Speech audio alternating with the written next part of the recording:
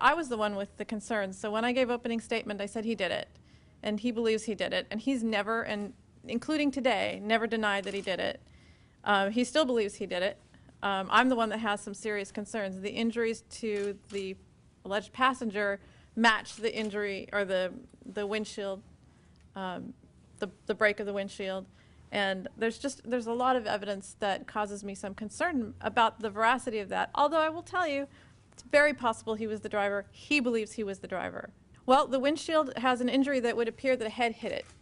The people's expert testified that they don't know how that happened, but it wasn't from my client in the driver's seat because he had a seatbelt on, is what they said. But the seatbelt injury that they show is one that also is consistent with the cervical collar being on his neck. And nobody noticed that injury until after the cervical collar was taken off. His real injuries were to the right side, which would be more consistent with being a passenger. Now, I don't know. Maybe he was the driver. But there were those and other issues that were of substantial concern to me in terms of whether, in fact, he was the driver. Yeah, I mean, the bigger point is that he just did not harbor the kind of implied malice, the kind of intent. He had no pre-drinking intent to drive.